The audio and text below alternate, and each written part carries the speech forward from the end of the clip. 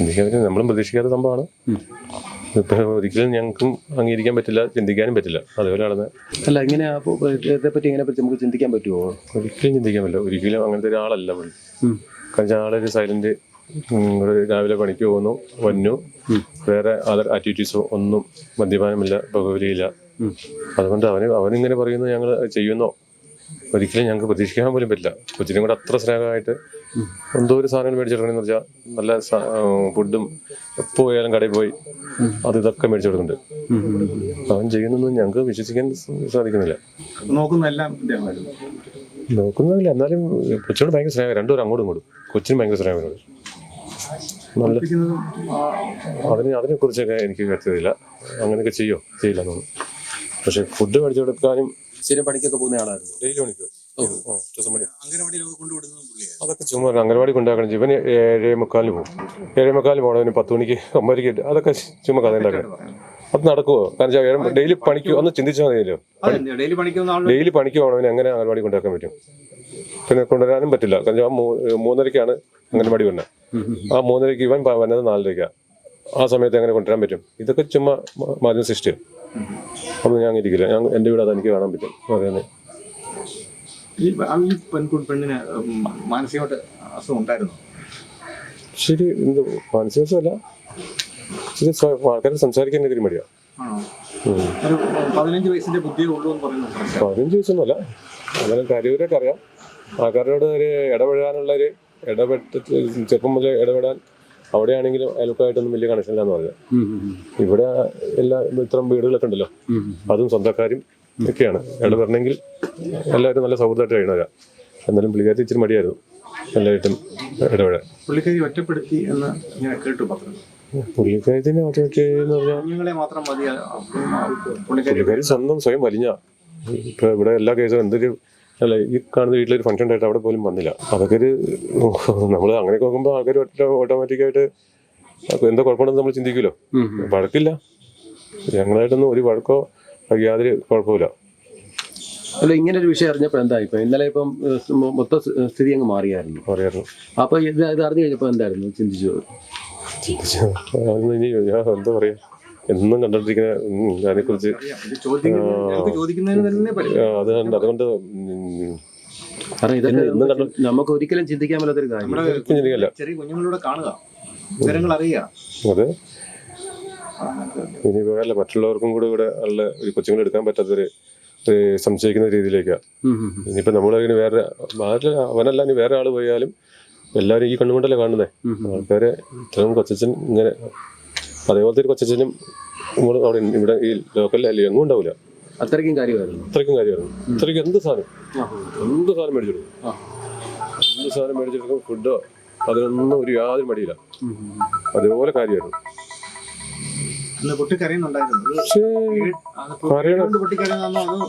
അങ്ങനെ കരയാനൊന്നുമില്ല. എന്നാലും അവന് സ്നേഹമില്ലായ ഇപ്പൊ ഞങ്ങൾ സംശയിക്കണം ഇത് ആക്ടിങ് ആയിരിക്കും. പുള്ളി ഭയപ്പെട്ട് കാണുമായിരിക്കും. പക്ഷേ പോസ്റ്റ്മോർട്ടം റിപ്പോർട്ട് പുറത്തു വരുമല്ലോ എന്നൊരു ഭയം ഉള്ളിൽ വന്നിരിക്കാം. അറിയാവുന്ന ആളല്ലേ. അല്ല, പുള്ളി സമ്മതിച്ചല്ലോ, പുള്ളി ചെയ്തു. പുള്ളി എന്ത് വിദ്യാഭ്യാസമുള്ള ആളായി? വിദ്യാഭ്യാസം അതൊക്കെ പറഞ്ഞു. വിദ്യാഭ്യാസം കുറവാ. 10ാം ക്ലാസ് വരെ പോയുള്ളൂ, ജയിച്ചില്ല എന്നാണ്. എന്ത് പണിയാ ചെയ്യുന്നത്? ഈ HOCയില് ഹിന്ദുസ്ഥാൻ ഓർഗാനിക് കെമിക്കൽസിലെ അവിടെ സ്ഥിരം പണി തന്നെയാണ്. പെർമനന്റ് ജോലി അല്ലെങ്കിൽ കോൺട്രാക്ട് ബേസിലെ കയറിയാണെങ്കിലും സ്ഥിരം പണി തന്നെയാണ്. വർഷങ്ങളായിട്ട് അവിടെ തന്നെ പോണേ. പൈസയൊക്കെ ഉണ്ടാക്കുന്ന ആളായിരുന്നു. അനാമത്തെ ചെലവില്ല. ഈ വീട് ആര് വെച്ചതാണ്? ഈ വീട് ഇവിടെ ഉണ്ടായിരുന്നു.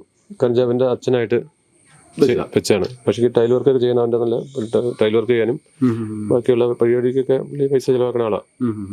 ചേട്ടന്മാരുണ്ടല്ലോ, വേറെ ചേട്ടന്മാരുണ്ട്, അവനും കൂടെ കൂടിയാണ്. എത്ര നാളായിട്ട് പഴക്കം ഉണ്ടായിരുന്നു? ആരായിട്ട്? ഭാര്യയും ഭർത്താവുമായിട്ട്. ഭാര്യം ഭർത്താവായിട്ട് പിണക്കമെന്ന് പറഞ്ഞാൽ അങ്ങനെ പിണക്കൊന്നുമില്ല. ഇടയ്ക്ക് മാറി ചെറിയാൻ പറഞ്ഞില്ലേ, നിങ്ങൾ പറഞ്ഞ പോലെ ഐസ്ക്രീമിന്റെ വിഷം കൊടുത്തു പറഞ്ഞേ, ആ സമയത്ത് കുറച്ചുകൾ മാറി നിന്നു. അത് കഴിഞ്ഞ് കൗൺസിലൊക്കെ വന്ന് ഒരു എൻ്റെ വീട്ടിൽ വെച്ചാൽ മധ്യസ്ഥ ചർച്ചയൊക്കെ വെച്ച് മെമ്പർ വന്നു. അങ്ങനെ ആൾക്കാരൊക്കെ വിളിച്ചു വന്ന് പ്രശ്നം ഇനി ഉണ്ടാവില്ല. നിങ്ങൾ ചോദിച്ചില്ലേ എന്തിനാണ് ഈ പണി കാണിക്കുന്നത്, നിന്റെ മോഡല്ലേ എന്ന് ചോദിച്ചില്ലേ?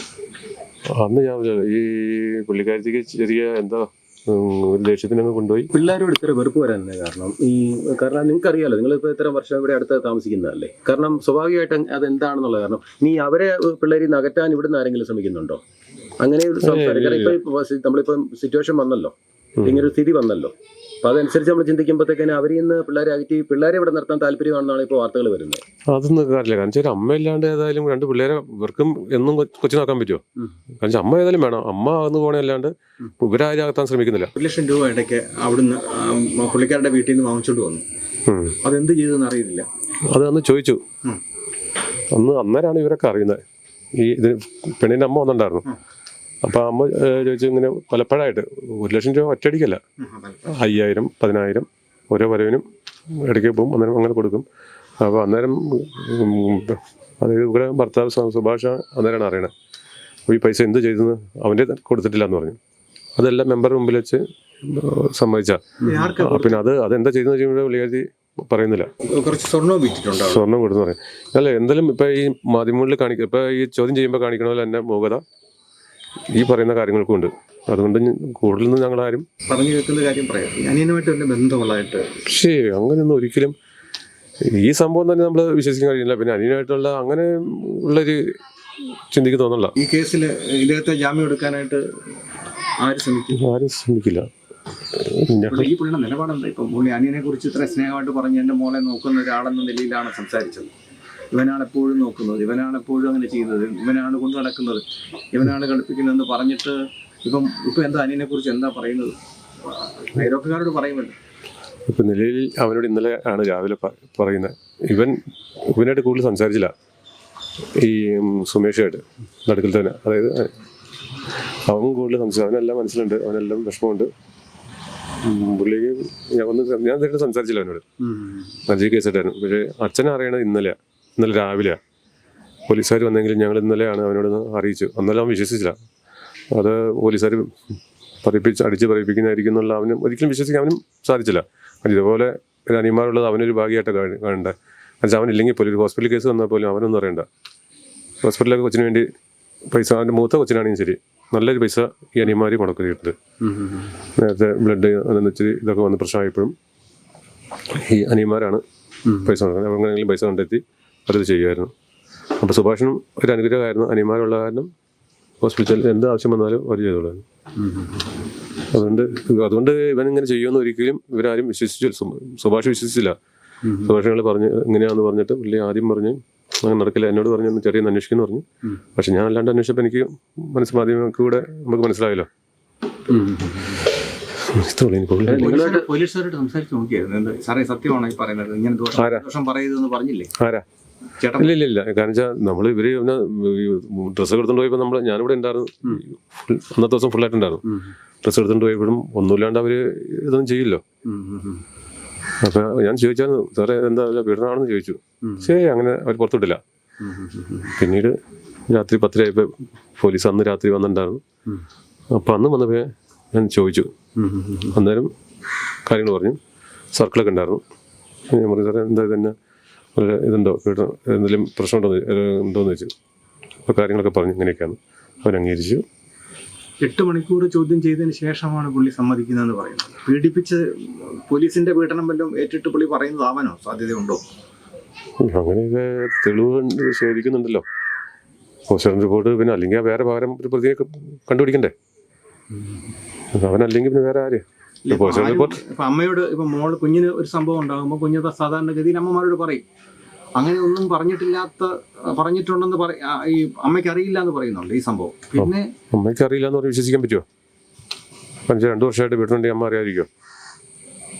ഈ കുഞ്ഞിനെ കുളിപ്പിക്കുന്നതൊക്കെ അമ്മയാണോ കുളിപ്പിക്കുന്നത്? അല്ലല്ലോ. അതിനെക്കുറിച്ച് വ്യക്തത എനിക്കില്ല. ഇല്ല, അവരുടെ വീട്ടിൽ ചെല്ലുമ്പോഴൊക്കെ അവരുടെ അമ്മമ്മയെ കുളിപ്പിക്കുന്നുണ്ട് പറയുന്നത്. ശരിയായിട്ടും ഒരു കുട്ടിയെ കുളിപ്പിക്കുമ്പോൾ പെണ്ണുങ്ങൾക്ക് അറിയാം കൃത്യമായിട്ട് അതിനകത്ത് വെള്ളം ഒഴിക്കുമ്പോൾ നീറിലോ ഒക്കെ ഉണ്ടാവും, ഉള്ള സാധ്യതയുണ്ട്. അല്ലെങ്കിൽ യൂറിനറി ഇൻഫെക്ഷൻ ഉണ്ടായിരുന്നു എന്ന് പറഞ്ഞ് അംഗൻവാടി ചെന്നപ്പോൾ അപ്പോൾ യൂറിനറി ഇൻഫെക്ഷനാണ്, മരുന്ന് കൊടുക്കണമെന്ന് അംഗൻവാടിയിലെ ടീച്ചർ പറഞ്ഞെന്ന് പറയും. സത്യമാണോ അത്? അത് ഞാനീ മാധ്യമം നമ്മളിതൊന്നും ശ്രദ്ധിക്കണം. നമ്മൾ നോക്കിയാൽ നമുക്ക് ഫാമിലി ഉണ്ട്, എനിക്ക് പിള്ളേരുണ്ട്. എനിക്ക് എൻ്റെ കാര്യം തന്നെ ശ്രദ്ധിക്കാമില്ല. അന്നേരം എനിക്ക് 2 പിള്ളേരുണ്ട്. എനിക്ക് എൻ്റെ പിള്ളേരുടെ കാര്യം നോക്കാം. ഇങ്ങനെയുള്ള ചെറിയ കാര്യങ്ങളൊക്കെ നമുക്ക് ഈ ഹോസ്പിറ്റൽ കേസൊന്നും നമ്മൾ അങ്ങനത്തെ ഒരു കേസായിട്ട് വന്നിട്ടില്ല. ഹോസ്പിറ്റലിൽ പോകുമ്പോൾ പിള്ളേരല്ലേ അസുഖങ്ങളുണ്ടാവും, എന്താ എങ്ങനെയാണെന്നൊന്നും നമ്മൾ അന്വേഷിക്കാറില്ല. അങ്ങനെ വലിയ അസുഖങ്ങളൊന്നും വന്നിട്ടില്ല. ഇത് നമ്മൾ പുറത്തു കൊണ്ട കേസിട്ട് അങ്ങനെ വന്നിട്ടില്ല. സാധാരണ പെൺകുട്ടികൾ കിടന്നുറങ്ങേണ്ടത് അമ്മമാരുടെ കൂടെയാണ്. ഇപ്പം ഒരുത്തനെ മാത്രം കുറ്റം പറയാന്ന് വെച്ചാൽ അവനൊരു ചെറുപ്പക്കാരനാണ്. അത് അങ്ങനെ നിൽക്കുമ്പോൾ അവന് അങ്ങനെ ഒരു അവസരം ഉണ്ടാക്കി കൊടുക്കാതിരിക്കുക എന്നുള്ളത് അമ്മയുടെയും അച്ഛൻ്റെയും കടമയാണ്. തീർച്ചയായിട്ടും സ്വന്തം അച്ഛന്മാർ മക്കളെ പീഡിപ്പിക്കുന്ന കാലമാണ്. ആ കാലത്ത് അങ്ങനെ ഒരാളുടെ അങ്ങനെ വിട്ടുകൊടുക്കാൻ ചെയ്യാൻ പാടില്ല എന്നുള്ളത് അച്ഛനും തീരുമാനിക്കണം, അമ്മയും തീരുമാനിക്കണം. വേണ്ടേ? പിന്നെ തീർച്ചയായിട്ടും അങ്ങനെ വേണമല്ലോ. പിന്നീട് കാലഘട്ടത്തിൽ അങ്ങനെ വേണം. തീർച്ചയായിട്ടും ഇല്ല വേണ്ട. ഞങ്ങൾ അതിനെക്കുറിച്ച് ഇന്നും കൂടെ സംസാരിച്ച ഒരു ഇതായി കഴിഞ്ഞാൽ 5 വയസ്സ് കഴിഞ്ഞാൽ ഒരു കാരണവശാലും പെൺമക്കളെ അച്ഛൻ്റെ കൂടെ ആങ്ങളുടെ കൂടെ കിടത്തരുത്. ഞാൻ പറഞ്ഞു സ്വന്തം ആങ്ങളുടെ കൂടെ പോലും കിടത്താൻ പാടില്ല. കാരണം കാലഘട്ടം പോയി. പണ്ട് നമ്മുടെയൊക്കെ കാലഘട്ടം ജീവിച്ച കാലഘട്ടമല്ല അത്. മൊബൈലിൽ അറിയാലോ. ഞാൻ പിള്ളേരും ചെറുപ്പം മുതലേ മൊബൈൽ ഉപയോഗിക്കുന്നു, അതിനകത്ത് അറിവും കാണുന്നു. പുള്ളിക്കാരി ഇപ്പം ഇത് അറിഞ്ഞിട്ടുണ്ടാകും. ഒന്ന് നമുക്ക് മനസ്സിലാക്കാൻ പറ്റുന്ന അതാണ്, പുള്ളിക്കാരി ഇത് നേരത്തെ അറിഞ്ഞു കാണുമായിരിക്കും. ചിലപ്പോൾ അനിയനോട് ഇത് കാര്യത്തിൽ ദേഷ്യപ്പെട്ട് കാണുമായിരിക്കും. പക്ഷെ അത് അംഗീകരിക്കാനോ ഉൾക്കൊള്ളാനോ കഴിയാതെ വന്നപ്പോഴാണ് ഇങ്ങനെ കുട്ടിയും കൊണ്ടുപോയി ഇങ്ങനെ വലിച്ചെറിയുന്ന സ്ഥിതി ഉണ്ടായെന്ന് പറയാതിരിക്കാൻ പറ്റുമോ? അതിപ്പോൾ പോലീസ് ചോദ്യം ചെയ്യുന്നുണ്ടല്ലോ. പോലീസ് ചോദ്യം ചെയ്യുമ്പോൾ അങ്ങനെ അറിഞ്ഞിട്ടില്ല എന്നല്ല പറയുന്നത്. അല്ലാണ്ട് വേറെ നമുക്ക് അനുമാനം എനിക്കില്ല. അങ്ങനെ അങ്ങനെ അവളെ പറഞ്ഞിരിക്കുന്നത് അങ്ങനെ എനിക്കറിയില്ല എന്ന് പറഞ്ഞു. പിന്നെ നമ്മൾ അങ്ങനെ ക്ലോസ് ഞാൻ ഇതെന്തെങ്കിലും പുള്ളിക്കാരി ആരോട് ഫ്രണ്ട്ഷിപ്പില്ല. ഫ്രണ്ട്ഷിപ്പ് ഉണ്ടെങ്കിൽ ആരോടെങ്കിലും പറയൂലോ. ഇങ്ങനത്തെ ഒരു വലിയൊരു ചെറിയ ഇഷ്യൂ അല്ലോ, ഇത് വലിയൊരു സംഭവമല്ല. ആരോടെങ്കിലും പറയാലോ. അങ്ങനെ ആരോടും കൂട്ടുകിട്ടില്ല. അതുകൊണ്ട് ആരോടും അല്ല. അങ്ങനെ ഉണ്ടെങ്കിൽ ചേച്ചിയോട് പറഞ്ഞേനെ ഇങ്ങനെ സംഭവം നടന്നായിരുന്നെങ്കിൽ ചേച്ചി ഭർത്താവിനോട് പറയാം. ഭർത്താവായിട്ട് എന്തെങ്കിലും ഇതുണ്ടെന്ന് വിചാരിക്കുക. ഇപ്പൊ അവിടെ അമ്മയുടെ വീട്ടുകാരൊക്കെ ആയിട്ട് നല്ല കണക്ഷനാണല്ലോ. അപ്പോൾ ചേച്ചിയോട് പറയും. ചേച്ചി എല്ലാ കാര്യത്തിനും ആക്റ്റീവായിട്ട് പങ്കെടുക്കണേ. ഇത് അങ്ങ് ചേച്ചിയോട് പറയും. ചേച്ചി എന്ന് പറഞ്ഞാൽ യുക്കടെ ചേച്ചി, സമ്മിയുടെ യുക്കടെ ചേച്ചി, സന്ധ്യയുടെ ചേച്ചി. അവരോട് പറയാൻ പാടില്ലേ. പുള്ളിക്കാരി ചേച്ചി കഴിവുള്ള പുള്ളിപ്പോലില്ല. ഇച്ചിരി ആക്റ്റീവായിട്ട് പെരുമാറുന്ന ആളാണ്. പുള്ളിക്കാരി പറയാമായിരുന്നു. ഈ മക്കളോട് ഇടയ്ക്കിടയ്ക്കുള്ള പിണക്കവും ചോർച്ച കൊണ്ടടിയും ഉള്ള ഒഴിച്ചാൽ ബാക്കി സമയങ്ങളിൽ സ്നേഹമാണോ കുഞ്ഞുങ്ങളോട്? കുഞ്ഞുങ്ങളുടെ സ്നേഹക്കുറവൊന്നും അങ്ങനെ കാണുന്നുണ്ട്. എടുത്ത് അവരോട് കളിക്കുകയോ സംസാരിക്കുകയോ ഒരു തമാശ പറയുകയോ കുഞ്ഞുങ്ങളോടൊക്കെ ചെയ്യാറുണ്ടോ? നമ്മൾ സാധാരണ നമ്മുടെ വീട്ടിൽ നമ്മളൊക്കെ കുഞ്ഞുങ്ങളോടൊക്കെ തമാശയൊക്കെ അല്ല, അതുപോലത്തെ തമാശ പുള്ളിക്കാരി ആരോടും പറയാറില്ല. ഭർത്താവിനോടും പറയാറില്ല, നാട്ടുകാരോടും പറയാറില്ല, കൊച്ചുങ്ങളോടും പറയാറില്ല. തമാശ കളിവിരി ഒന്നുമില്ല. ഇത് തുടക്കത്തിലേ ഇങ്ങനെയുള്ള ആളാണ്. തുടക്കം പോലെ ഈ അടുത്ത കാലത്ത് ഇങ്ങനെ മാറിയത് അങ്ങനെയല്ല. കല്യാണം കഴിച്ചുകൊണ്ട് വന്നപ്പോൾ വരെ പുള്ളിക്കാരി ആയിട്ട് പോകുക ഇൻട്രോവേർട്ടാണ്. കാരണം വെച്ചാൽ അന്നേരം മുതലേ സാധാരണ പെണ്ണുങ്ങളെ പോലെ ആയിട്ട് എനിക്ക് തോന്നിയിട്ടില്ല. പുള്ളിക്കാരൻ ഉപദ്രവിക്കുന്നൊക്കെ പറയുന്നു, അത് ശരിയാണോ? ഭർത്താവ് അത് അങ്ങനെ നമുക്കറിയാമല്ലോ. അതൊക്കെ അങ്ങനെ ഉണ്ടെങ്കിൽ ഞങ്ങളൊന്നും അതിന് ഇന്നാള് ചർച്ചയിൽ പറഞ്ഞായിരുന്നു.